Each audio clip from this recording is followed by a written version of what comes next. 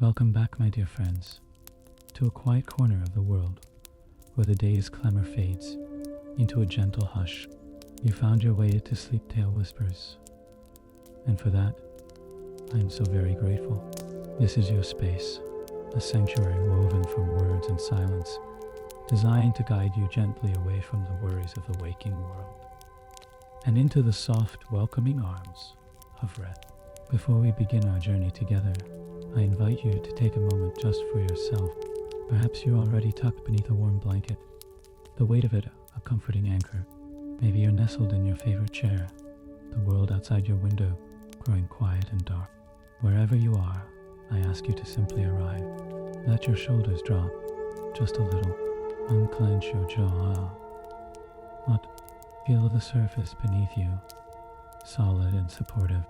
Take a long, slow breath in, filling your lungs completely, and then let it go with a gentle sigh.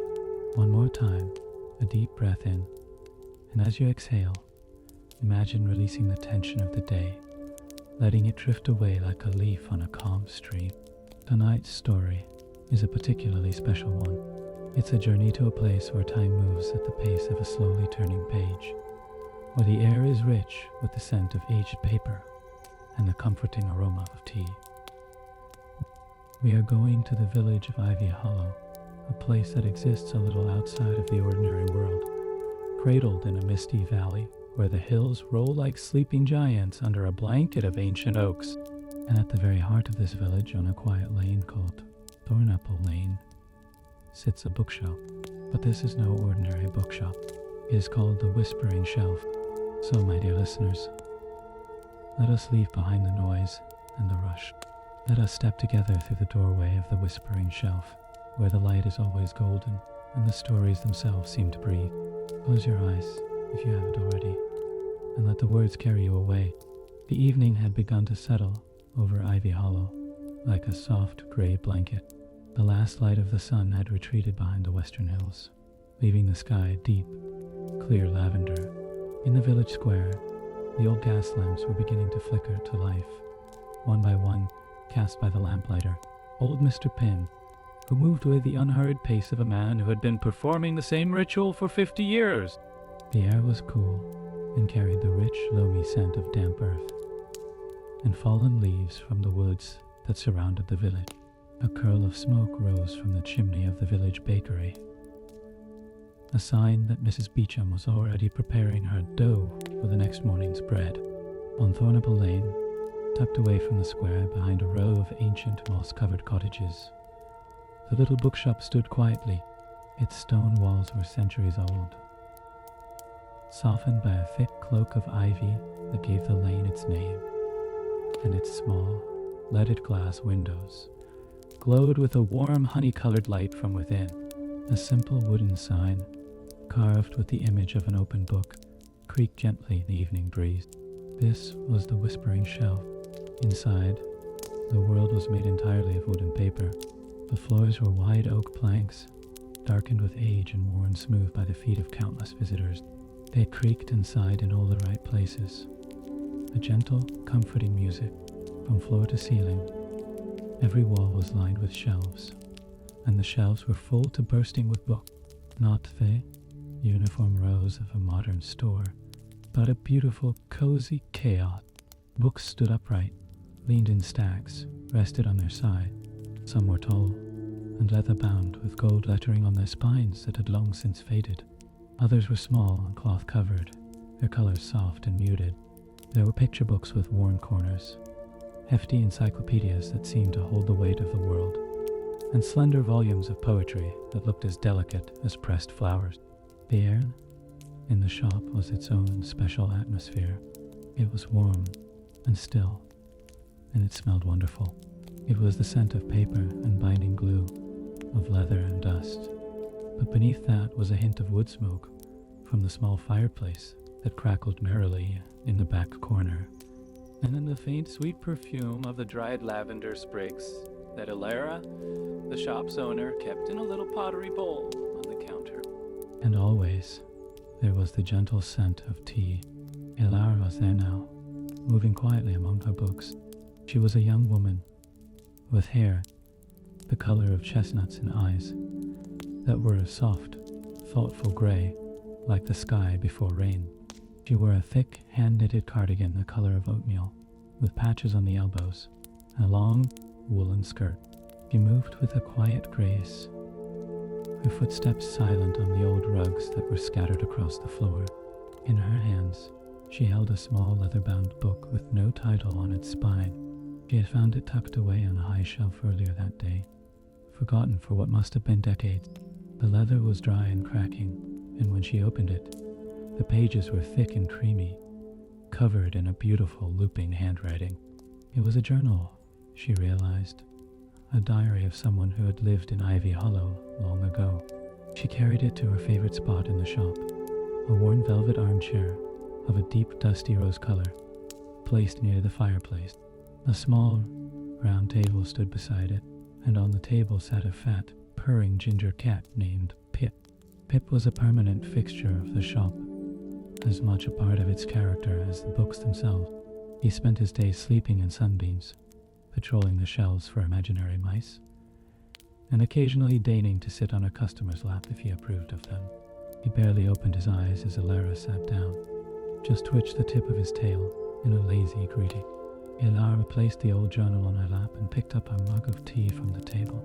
It was a large, mismatched mug, glazed a deep blue on the outside and white on the inside, and it held a strong, fragrant brew of chamomile and a pinch of honey.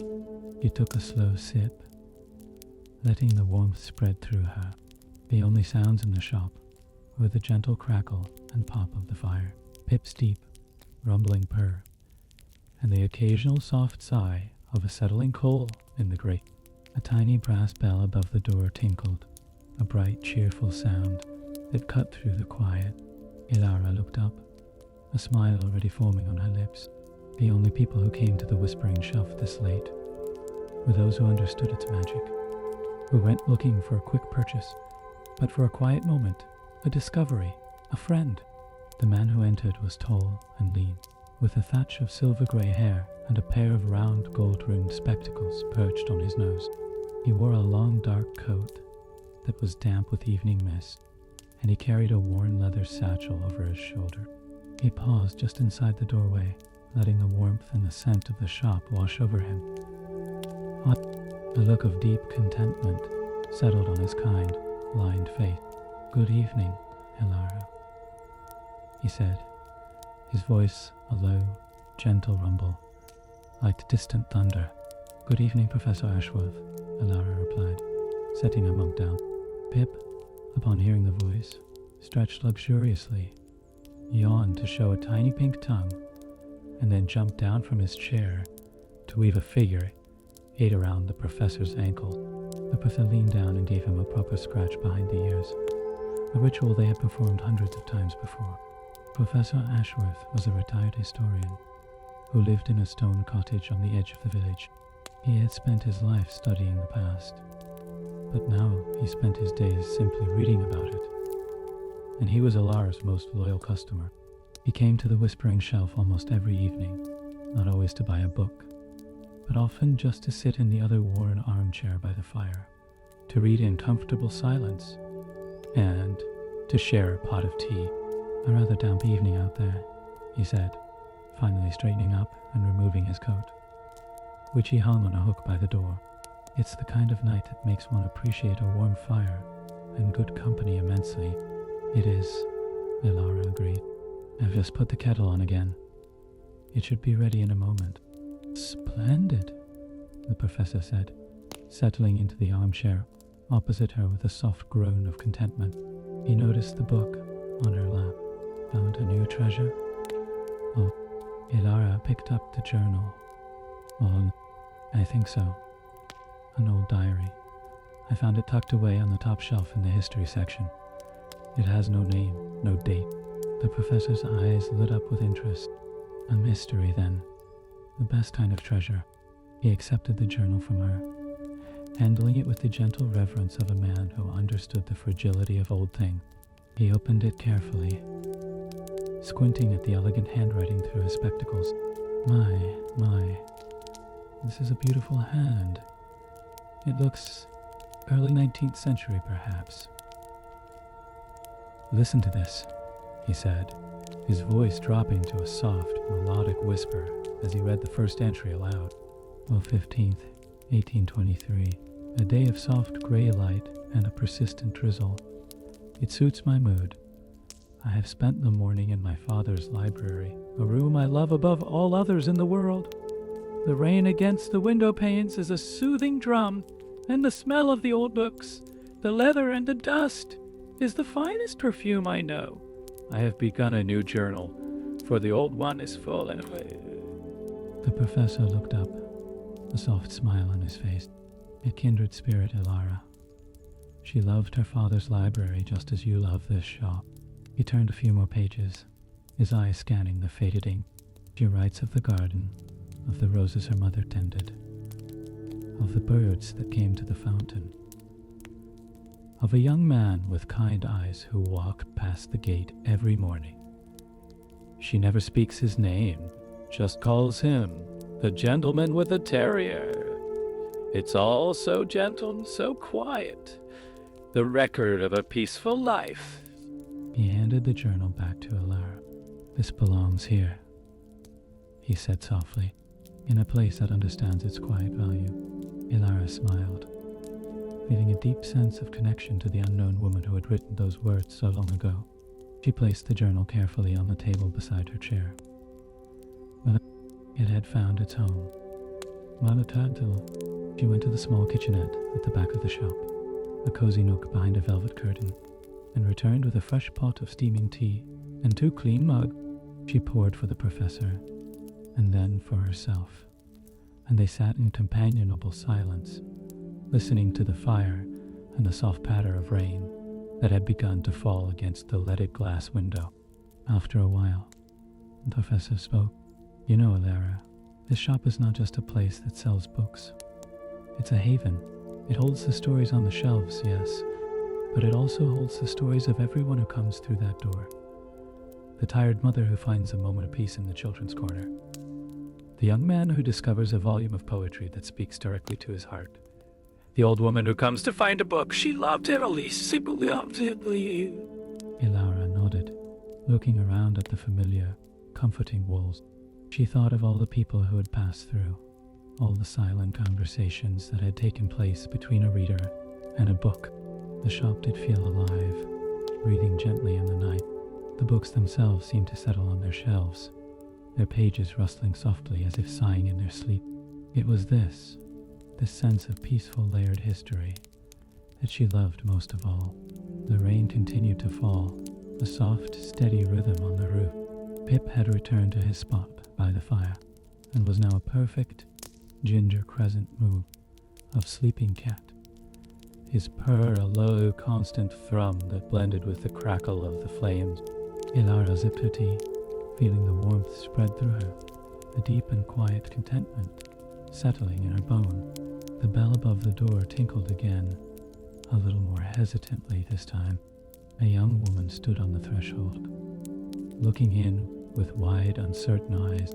She was perhaps in her early 20s, with damp hair plastered to her forehead from the rain. She clutched the strap of her backpack tightly, as if it were a lifeline. "I'm sorry," she said, her voice small. "I saw the light. I'm a bit lost. My car. It broke down just outside the village. The garage is closed, and I didn't know where else to go." Elara was immediately on her feet, her warm smile dispelling the girl's anxiety. "Don't you apologize for a moment. Come in out of the rain. You must be chilled through." The young woman stepped inside, her eyes widening as she took in the incredible sight of the bookshop. The warmth, the smell, the sheer abundance of books. It was like stepping into another world. "Oh my," she breathed. "This place is amazing." "This is the Whispering Shelf," the professor said kindly from his chair. "And you found it on a perfect evening for finding shelter." Elara guided the girl to a small cushioned bench near the fire. "Sit here and warm up. I'll make you a cup of tea. Chamomile. It's very soothing." "Yes, please," the girl said, sinking onto the bench. "Thank you so much. I'm Clara, by the way." I'm Elara, and that grumpy-looking fellow by the fire is Pip. Don't let his expression fool you. He's a complete softy." As if to prove her point, Pip lifted his head, blinked slowly at the newcomer, and then, deciding she was acceptable, heaved himself to his feet, padded over, and jumped on to the bench beside her, settling himself against her leg with a rumbling purr. Clara let out a small surprised laugh and gently stroked his warm fur. "He's beautiful," the professor smiled. "You have been officially welcomed, my dear. Pip is the shop's gatekeeper. His approval is not easily won." Elara returned with a steaming mug of tea and handed it to Clara, who wrapped her cold hands around it gratefully. She took a sip, and the warmth of the tea, the softness of the cat, and the quiet magic of the room began to work on her. The tension in her shoulders visibly eased. "I was on my way to visit my grandmother," Clara explained, her voice steadier now. "She lives a few towns over. I haven't seen her in a long time, and I was feeling a little nervous about it. And then the car just died. It felt like a sign. A bad one. Perhaps it was a different kind of sign," the professor suggested gently. "A sign to pause, to rest. The universe sometimes has a peculiar way of forcing us to slow down, to find a warm fire and a good cup of tea before we continue on our way." Clara looked around the shop again, at the thousands of books surrounding her, their spines like a colorful, textured wallpaper. "Maybe you're right. I can't think of a better place to be stranded." Her eyes fell on a small freestanding shelf near the bench, filled with well-loved paperbacks. "Oh, I love this one," she said, pulling out a copy of The Secret Garden. "My grandmother used to read it to me when I was little." Elara's heart gave a little squeak. "Then you should borrow it for the night. Read a few chapters while you wait for the tow truck. The garage won't be open until morning, I'm afraid. But you're more than welcome to stay here as long as you like. I live in the flat upstairs. There's a small guest room if you'd like a proper place to sleep." Clara's eyes filled with tears, not of sadness, but of overwhelmed gratitude. "I couldn't possibly impose." "Nonsense," Elara said firmly. "It's no imposition at all. It would be my pleasure. A night in a bookshop is a special thing. You'll see." And so, the evening deepened around them. The rain continued its gentle percussion on the roof and against the window pane. The professor, after finishing his tea and bidding them both a good night, pulled on his coat and stepped out into the damp night, leaving Elara and her dear Est alone with the books and the fire. Elara showed Clara upstairs to the small, cozy flat. It was much like the shop below, filled with more books, comfortable, worn furniture, and a sense of peaceful order. The guest room was tiny, with a sloped ceiling and a single window that looked out over the dark, sleeping village. The bed was soft, piled high with quilts and pillows. "It's perfect," Clara whispered, "like a room in a fairy tale." "Sleep as long as you like in the morning," Elara told her. "There's no rush. The world will wait." She left Clara with a small lamp glowing on the bedside table and the copy of The Secret Garden. Clara changed into a soft, oversized sweater she had in her bag and climbed into the bed. The sheets smelled faintly of lavender, just like the dried sprigs downstairs. She opened the book, the familiar words a comforting balm, and read only a few pages before her eyelids grew heavy. The sound of the rain was a lullaby, and the house, full of sleeping stories, held her safe. She drifted off, the book open on her chest, a small smile on her face. Downstairs, Elara did her final rounds of the shop. She checked that the fire was safely banked for the night, leaving just a bed of glowing embers. She straightened a few books on the counter, ran her fingers along the spines of the new arrivals, and gave a final gentle pat to Pip, who was now a heavy, warm weight in his velvet chair. She turned off all but one small lamp near the door, its light casting long dancing shadows among the shelves. The shop was ready for sleep. She climbed the stairs to her own small bedroom, the floorboards creaking a familiar goodnight song. From her window, she could see the last of the lights in Ivy Hollow go out, one by one. The village was settling down, wrapped in the soft darkness and the gentle rhythm of the rain. She thought of Clara, asleep in the next room, finding peace. She thought of the professor, reading in his own cottage. She thought of the unknown woman from the journal, who had loved the library just as much as she loved this shop. They were all connected, she realized, by the quiet, enduring magic of stories. She slipped into her own bed, pulled the warm quilt up to her chin, and listened to the rain. It was the sound of the world being gently washed clean, ready for a new day, and as sleep began to gently pull her under, she felt a profound sense of peace, a feeling of being exactly where she belonged. The night in Ivy Hollow was deep and still. The rain softened to a mere mist, a damp whisper in the air. The old stones of the village, the thatched roofs of the cottages, the sleeping flowers in the gardens, all were bathed in the quiet dark. Inside the whispering shelf, the books slept on their shelves, their stories waiting patiently for morning.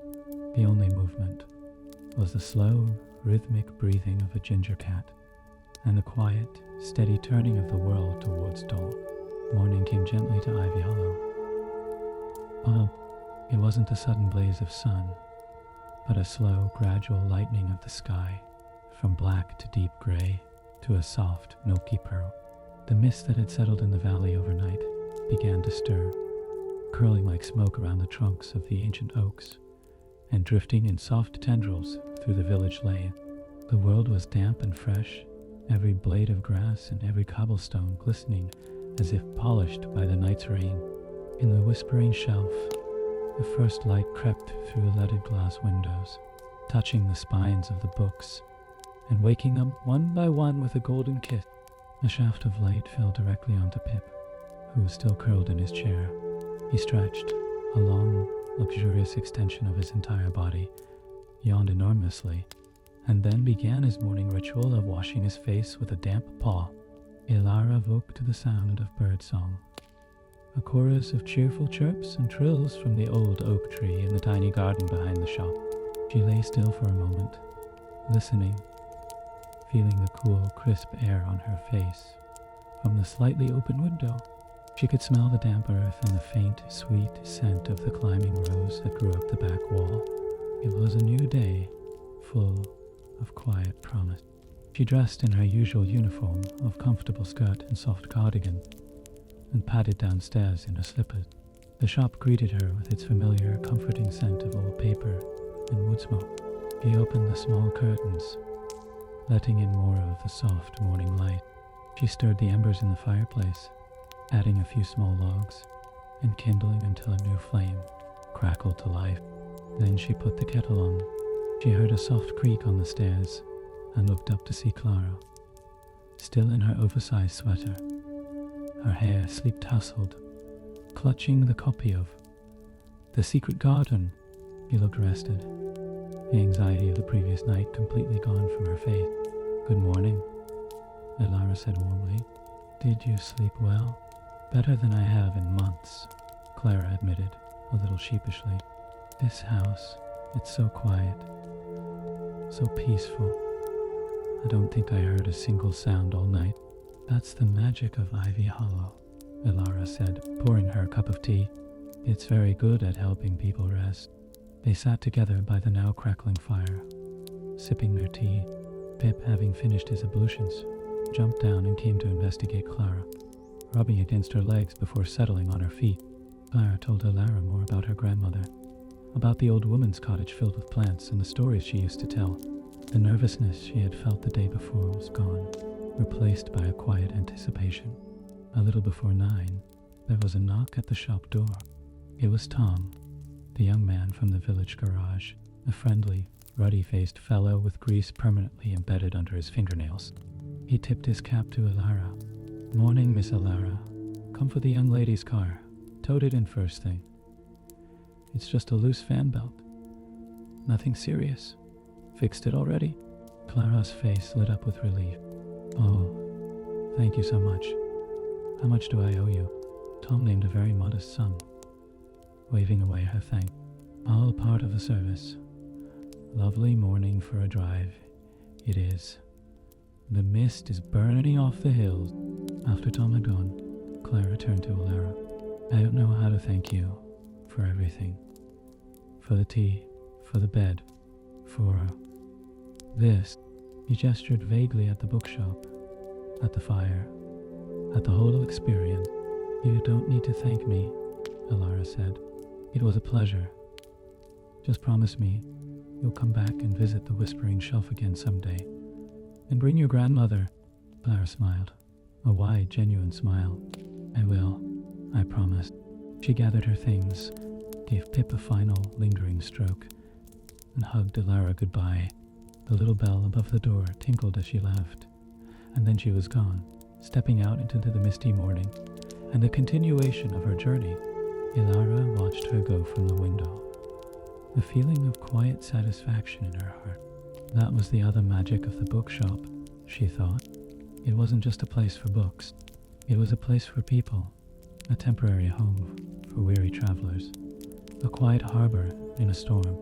She turned back to her shelves, ready for another day of quiet companionship with her stories. The day passed in its usual gentle rhythm. A mother came in with two small children, who sat quietly in the children's corner, looking at picture books while their mother browsed the novels. An elderly gentleman came in search of a specific book on local history, and Elara was able to find it for him on a high shelf, dusting it off with a soft cloth before handing it over. The professor arrived in the late afternoon, settling into his usual chair with a new book on the Byzantine Empire. Pip slept, woke for a small plate of fish, and slept some more. As the afternoon began to fade into evening, the light through the windows turned from pearl to a soft, honeyed gold. Elara was tidying a shelf of poetry when she noticed a book that was slightly out of place. It was a slim volume of verse by a local poet, and as she went to push it back into line, a small piece of paper fluttered out from between its pages and drifted to the floor. She bent to pick it up. It was a bookmark, but a very old and beautiful one. It was made of a thin piece of vellum, hand-painted with a delicate watercolor of a single violet, its stem curling gracefully. On the back, in the same elegant handwriting she had seen in the old journal, was a short inscription. For a moment of beauty, to mark a place of peace. Elara caught her breath. It was from the same person, the woman who had loved her father's library, who had written so gently of her days. This bookmark had been tucked into this book of poems for how long? 150 years. More? More. And she had found it.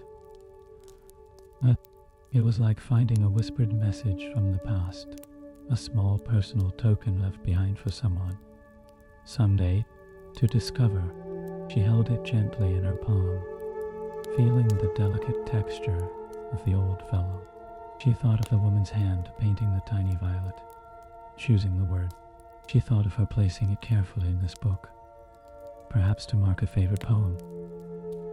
And then, for reasons unknown, never retrieving it.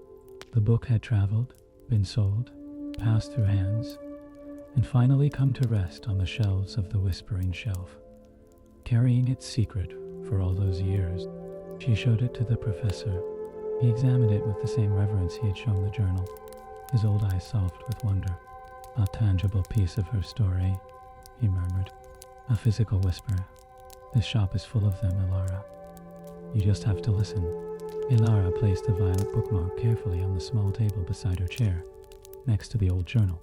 They seemed to belong together, two fragments of a single quiet life, reunited in the warm, peaceful heart of the bookshop. As the fire crackled and the light outside deepened to violet, Elara felt a profound sense of continuity, of being part of a long, unbroken chain of people who loved books, who sought peace in quiet places, and who left small, beautiful traces of themselves behind for others to find. That night, After the professor had gone home and the last customer had left, Elara sat alone in the shop. What? The only light came from the fire and the single lamp by the door. Pip was a warm weight on her lap. She picked up the old journal and, by the firelight, began to read it properly, from the beginning. She read of the woman, whose name she finally learned was Amelia, and her life in the big house on the hill above Ivy Hollow, a house that was long gone now, replaced by a newer, smaller one. She read of her love for her father, a kind, scholarly man who encouraged her reading. She read of her quiet days, the small joys, the first snowdrop of spring, the song of a particular thrush in the garden, the perfect golden crust on a loaf of bread the cook had baked.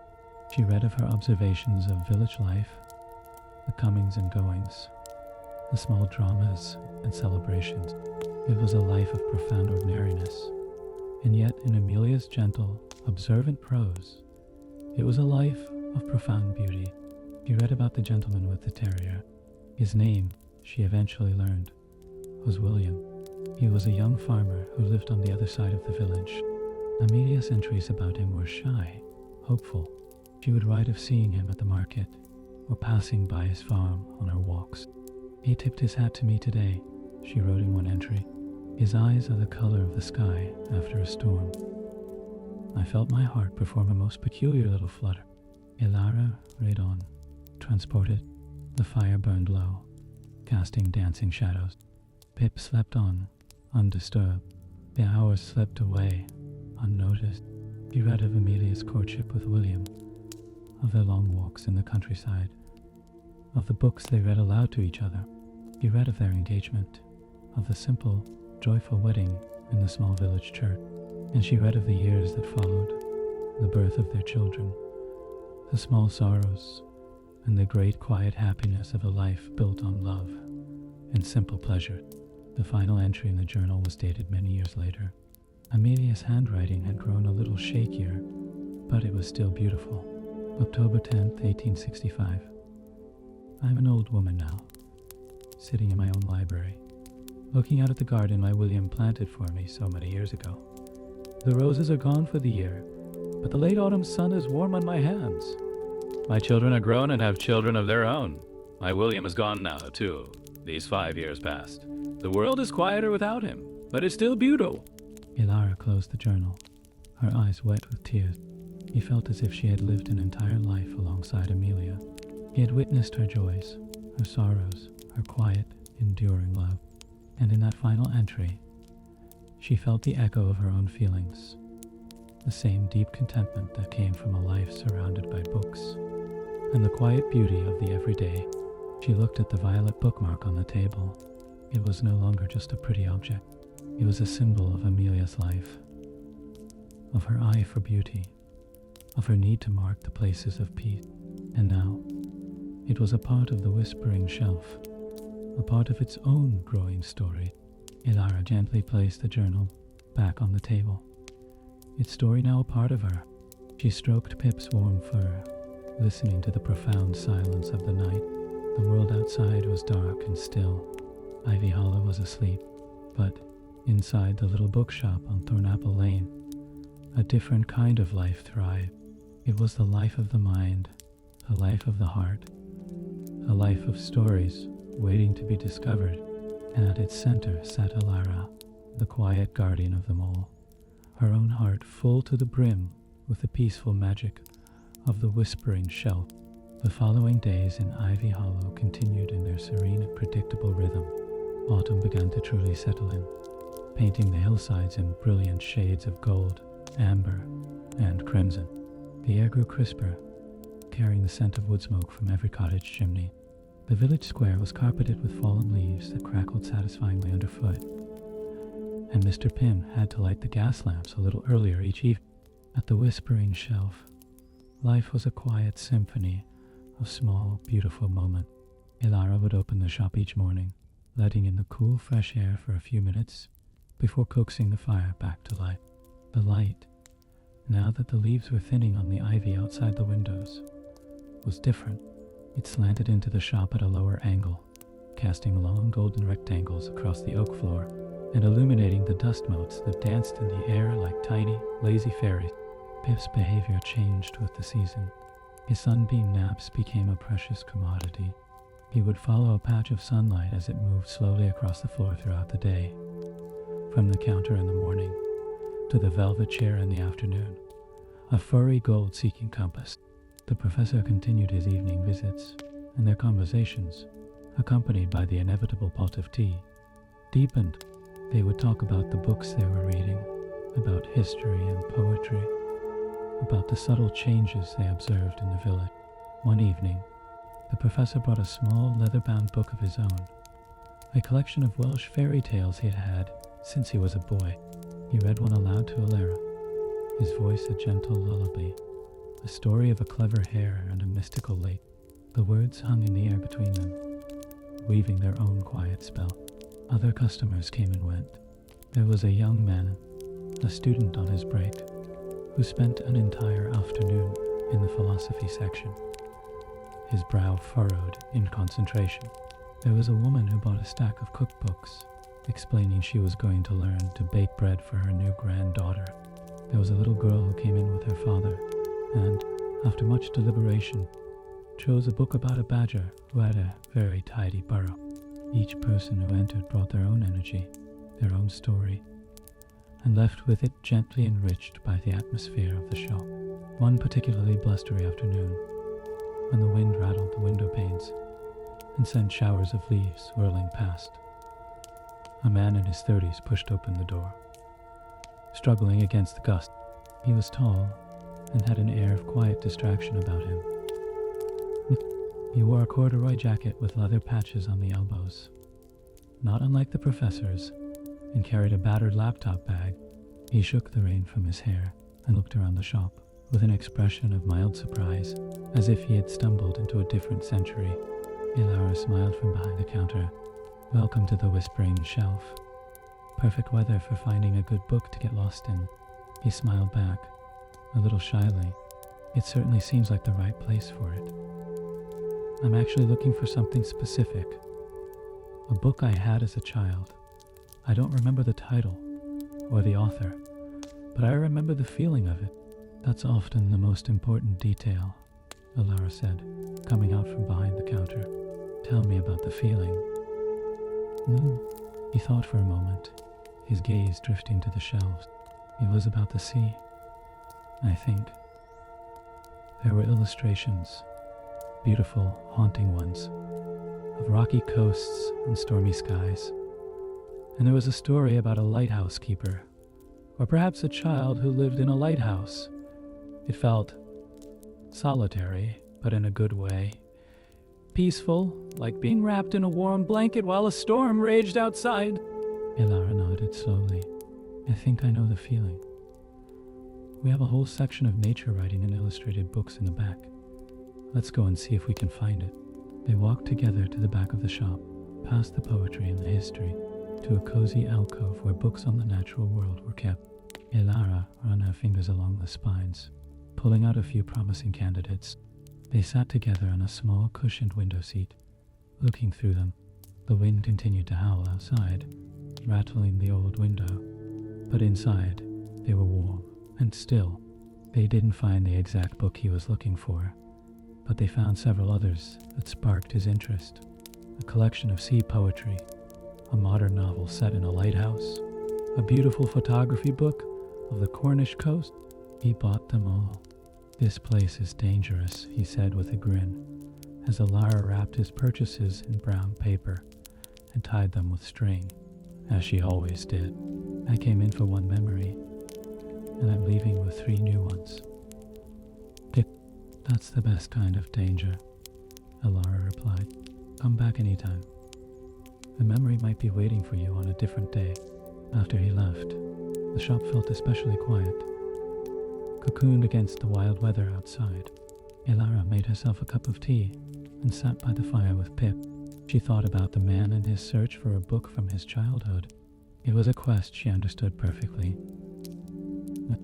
Books were anchors to our pasts, physical objects that could hold entire worlds of feeling and memory.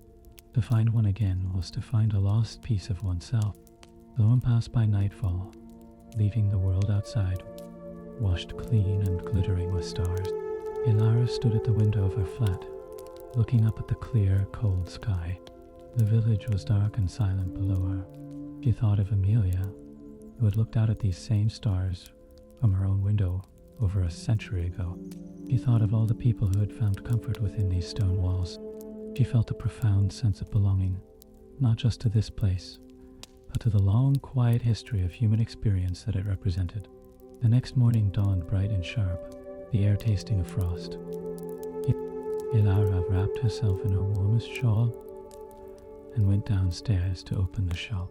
As she was sweeping the few stray leaves that had blown under the door, she noticed a small package wrapped in brown paper had been pushed through the letterbox. It was addressed to her in a neat, unfamiliar handwriting. Puzzled, she opened it. Inside was a small, beautifully crafted wooden bookmark, carved in the shape of a cat, curled up as if asleep. A tiny slip of paper was tucked beneath it. It read, "For the guardian of the whispering shelf. Thank you for helping me find my way back to the sea. It was exactly the peaceful solitude I needed." It was signed simply, "The man looking for a lighthouse." Elara held the small bookmark in her hand, a warm feeling spreading through her chest. This was what the professor meant. Yep, the shop didn't just give to people. People gave back to it, leaving their own small tokens of appreciation, their own warm whispers. She placed the cat bookmark on the table next to Amelia's violet wand. What? Two small objects, separated by nearly 2 centuries, now resting side by side, both testaments to the quiet power of books to connect us. Winter arrived in Ivy Hollow, not with a bang, but with a soft, persistent whisper. The first snow came in the night, a gentle, silent falling of flakes, so light and dry they looked like powdered sugar. Elara woke to a transformed world. The village was muffled, every sound dampened by the thick, white blanket. The rooftops were perfect, white triangles. The bare branches of the trees were traced in white, and the hills in the distance had disappeared into a soft, gray-white sky. The whispering shelf felt even more like a sanctuary now. The fire was kept burning all day, its warmth a defiant glow against the cold pressing at the window. The snow piled up on the window ledges, softening the already soft light that filtered into the shop. Customers stamped their boots on the mat by the door, their cheeks flushed with cold, and were immediately enveloped in the shop's warm, book-scented embrace. The professor's visits became even more cherished. He would arrive in the early evenings, shaking snow from his coat, his spectacles fogging up in the warmth. He and Elara would drink tea and watch the snow fall outside the window. A silent, hypnotic dance. They talked about everything and nothing. He told her stories of his travels as a young man, of libraries he had visited in old European cities, of manuscripts he had held in his hands that were 1,000 years old. One evening, he brought a gift for Elara. It was a first edition of a book of poetry by a woman named Charlotte Mew, a poet Elara had never heard of. Her work is full of quiet longing and the beauty of the everyday, the professor explained. I thought of you and your shop when I found it. Elara was deeply touched. He opened the book carefully and read a few lines aloud, her voice soft in the quiet room. The words seemed to belong there, fitting perfectly into the hushed atmosphere. Pip, in his old age, had become even more devoted to the fire. He would lie so close to the hearth that Elara sometimes worried he might singe his whiskers.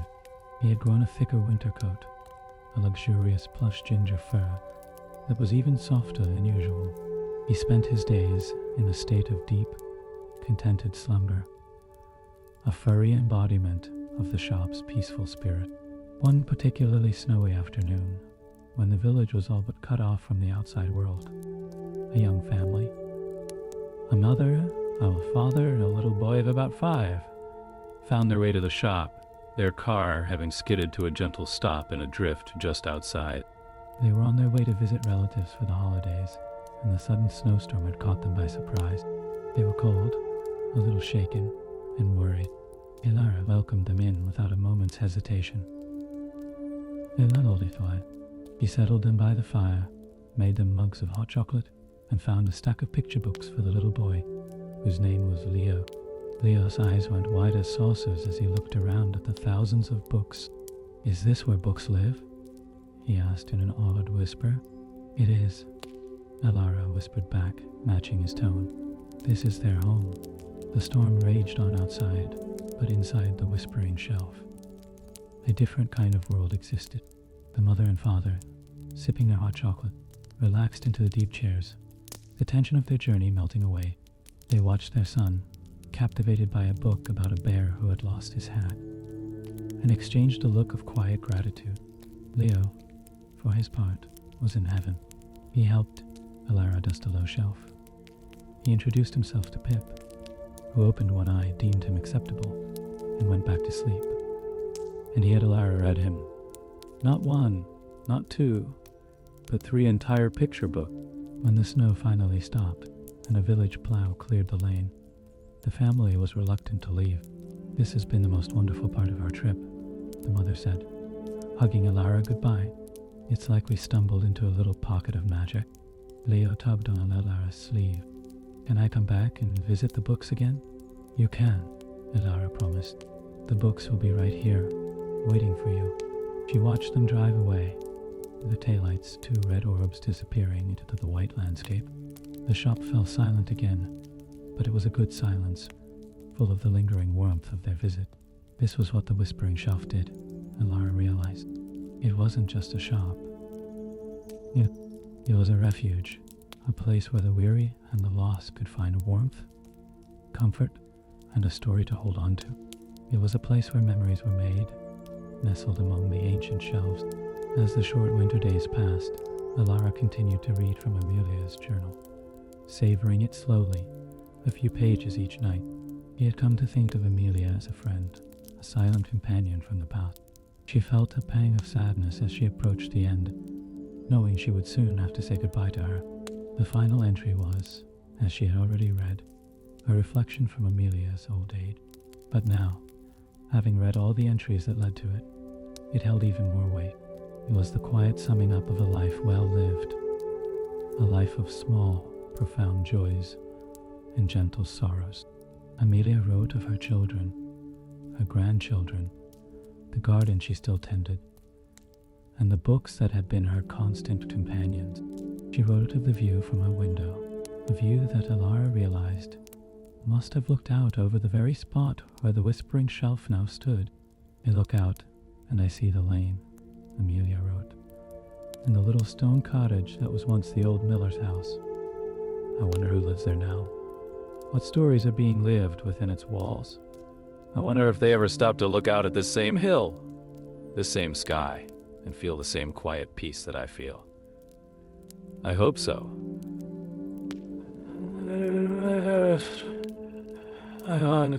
Elara closed the journal for the last time, her heart full. Amelia had been speaking directly to her across the centuries. He had hoped for a place like the Whispering Shelf, for someone like Elara to find peace in this valley, and her hope had been fulfilled. The bookshop was a living answer to Amelia's quiet wish. She placed the journal carefully on a special shelf behind the counter, a shelf she reserved for books that were particularly precious. She placed the violet bookmark on top of it. They were home. Well, spring came to Ivy Hollow with its usual shyness. First, there was a softening of the light, a hint of warmth in the afternoon sun. Then came the snowdrops, brave white bells pushing up through the last of the snow. Then the daffodils, a sudden explosion of yellow in the gardens. And along the lanes, the birds returned, their songs filling the air with a joyous racket after the long winter silence. At the Whispering Shelf, the change of season brought a new energy. Elara opened the windows for the first time in months, letting in the fresh, damp air that smelled of wet earth and growing thing. The ivy on the walls began to put out new, bright green shoots.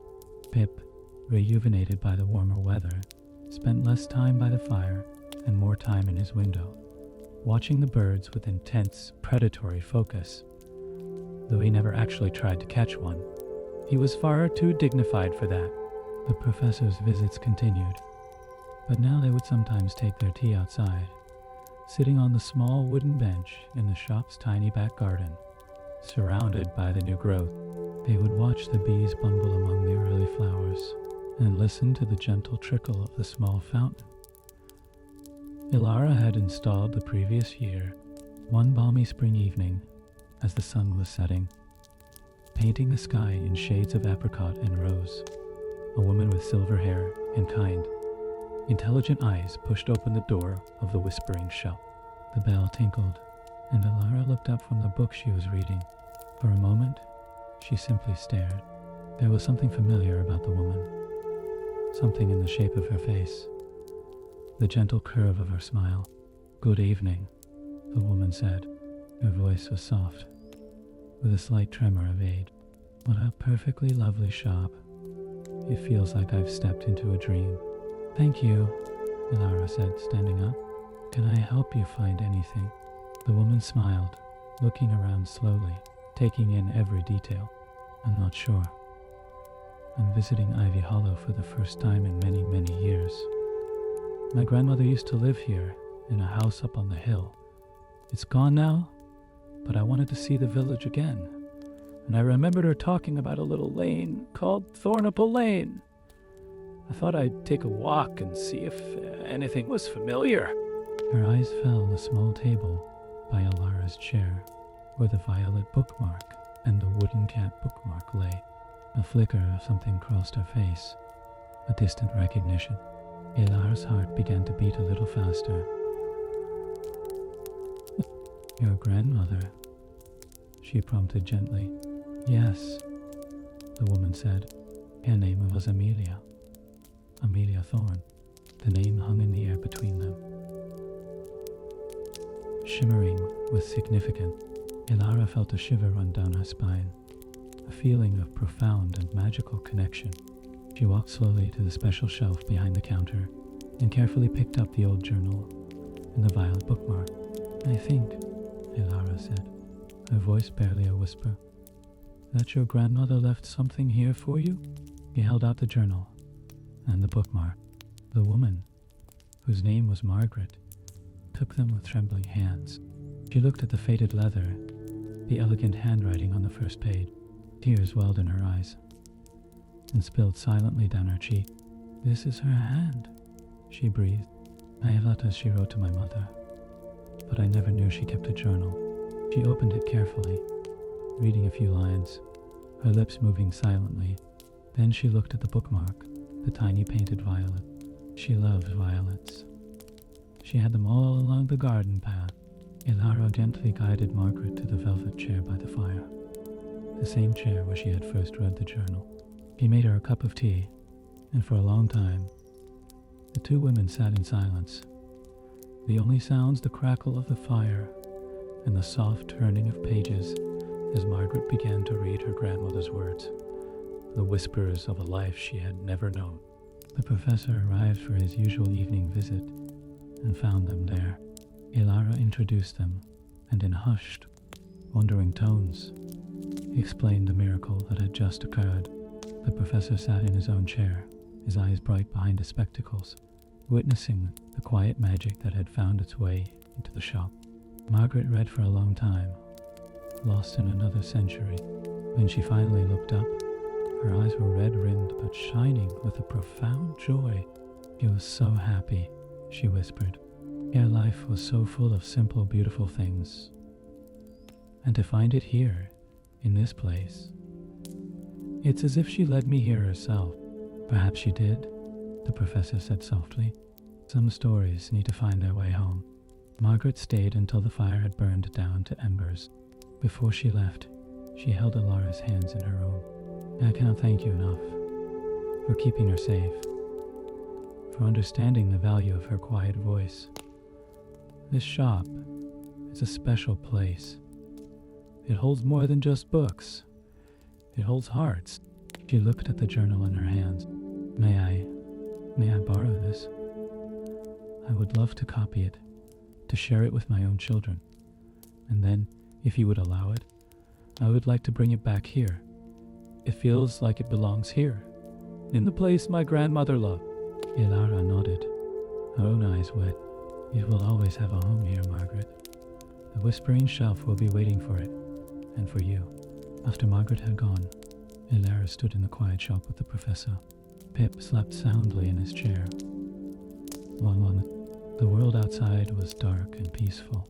You see, the professor said gently, the shop whispers. And sometimes, if you listen closely enough, it brings the stories full circle. Elara looked around at her beloved books, at the shelves that held centuries of stories. He thought of Amelia, whose quiet life had reached across time to touch her own granddaughter. She thought of all the other whispers hidden in the pages, waiting to be heard. And she felt, more deeply than ever before, the profound and beautiful magic of the Whispering Shelf. A magic woven not from spells or enchantments, but from paper and ink and the quiet, enduring power of a good story. And as she climbed the stairs to her flat, the village of Ivy Hollow sleeping peacefully below, she knew that the shop would keep whispering through the night and into the next day, offering its gentle solace to all who sought it. The story of the Whispering Shelf was never really over. It simply continued, one quiet page at a time. And so, my dear friend, as the last embers in the fireplace of the Whispering Shelf fade to a soft gray glow, and the village of Ivy Hollow settles ever deeper into its peaceful slumber, we too must begin our gentle descent from this world of words, back into the quiet of our own rooms. Elara, you see, still sits in her flat above the shop, looking out at the star-scattered sky, her heart full to bursting with the evening's quiet miracle. The journal that once belonged to Amelia will return, as promised, to its special shelf. Margaret will visit again, bringing her children and grandchildren to see the place where their great-great-grandmother's story was kept safe. The professor will continue his evening visits, and Pip will chase the sunbeams through another season, another year, another lifetime of peaceful days. The Whispering Shelf will remain there, on Thornapple Lane, its windows glowing warm against the night, its doors always open to the weary, the curious, the lost, and the dreaming. New stories will arrive, old stories will be discovered, and the gentle rhythm of life in the bookshop will continue, unhurried and beautiful, like the turning of a well-loved page.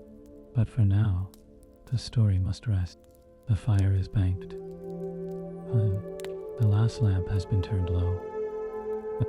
The books have sighed themselves to sleep on their shelves, their tails waiting patiently for morning. And you, my dear listener, have traveled far tonight. You have walked the misty lanes of Ivy Hollow. You have breathed in the scent of old paper and wood smoke. You have sat beside a crackling fire with a warm cup of tea and a purring cat, and you have witnessed the quiet magic that happens when stories find their way home. Now it is time for you to find your own way home, to the gentle embrace of your own bed, your own pillow, your own dreams.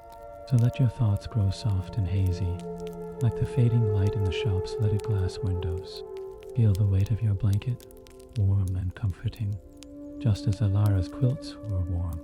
Listen to the rhythm of your own breath, slow and steady, like the turning of pages in the quietest library you can imagine.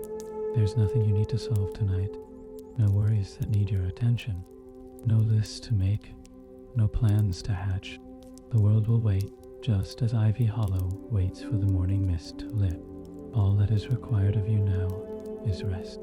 Allow yourself to drift, gently, peacefully, like a leaf floating downstream, like a snowflake settling on a windowsill, like a bookmark slipping quietly between the pages of a book, marking your place until tomorrow. The Whispering Shelf will be here, should you ever wish to return.